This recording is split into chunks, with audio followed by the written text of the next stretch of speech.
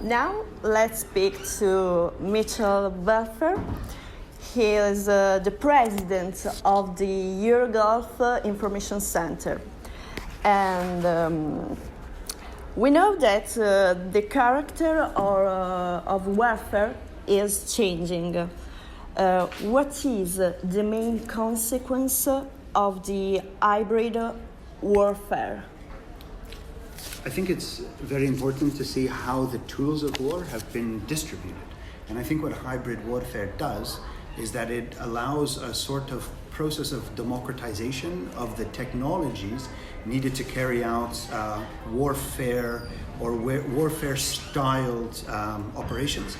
And this will make it both difficult to start scaling down, and the traditional ways of signaling between countries and warring or conflicting parties, that mechanism of how to scale it down and to talk to each other without actually communicating, but communicating through actions is going to be more difficult as there's more and more agents and agency involved in these types of conflicts. So to give you an example, let's say A and B, just in a random A and B scenario, are waging a conflict in which there are hybrid dimensions to it. It's possible that not all actors that are involved in those operations are going to agree with any kind of descaling of the tensions and could carry on their own because they have the power to do so. And so technologies that spread disinformation, deep fake technologies can provide the kind of propagandic tools that would be needed to carry on a struggle.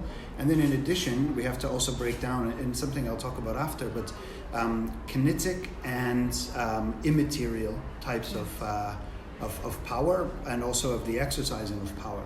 And it's important to say that cyberspace and cybersecurity is one dimension to hybrid warfare, but the other side is that it's very kinetic, and there are cells or there's a social infiltration of certain agency, which then need to be uprooted. So I think all in all, the challenges of hybrid warfare are multi-layered, just like the solutions to dealing with it. Yeah. What is clear now is that the internet is now an arena for conflict. In your opinion, what will be the most dangerous aspect of internet arena? I think to continue on the discussion, cyberspace via the internet is this open, it's an open arena as long as it's not regulated, and we also don't want it to be regulated. I think it's important that there are these spaces of expression and communities coming together, but there are dark areas of that webpage, and we've seen it with the organization of Al-Qaeda, Hezbollah uses it quite frequently, that you're able to create your own command, communication, control system. You can develop using Google mapping and different video games or chat rooms. You can develop an entire cell organizational structure with somebody in very distant places being able to provide orders to their cells anywhere in the world. So I think that the internet poses a problem in the following areas. Firstly, it's an area for recruitment, radicalization. It's an area that's out of control in terms of command and communication structures, planning of illicit activities, be them criminal or in the range of organized political violence. And mostly they create internal problems within targeted countries and have the ability of fanning the flames of internal tensions. And in doing so, what you can actually do is undermine trust within a country that then makes it easier to manipulate from externally. Of course. To conclude, what will be the relationship between Italy and the Middle East? Well, Italy is always, and I think this is something that Italians should be very proud of, Italy has always acted for a very long time. I would think in a post-World War II environment, Italy has acted as a place where everybody feels comfortable. Be them Israeli or Iranian or Arabic people, they can always come to Italy, and there's really never been a national kind of tension for that.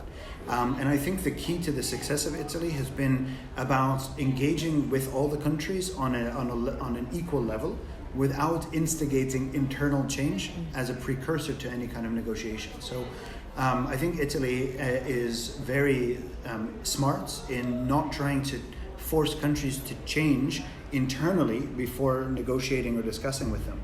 This causes some problems for Italy when other European powers start taking the lead. For example, they want some countries to change their domestic politics, and maybe those countries should change domestic politics, but it shouldn't be from the outside telling them how to change inside. It should be from the inside reforming as it suits their national culture. So I think that the future of Italian relations to the Arab world and the Gulf in particular is very bright, so long as Italy continues on the course of non-interference in domestic affairs of those countries, just like those countries would not, and Italy would not want those countries to interfere in the domestic affairs of Italy. And in this way you can have this sovereign equality and negotiate forward from there. Okay. Thank you for joining us. You're very welcome. Thank you for having me.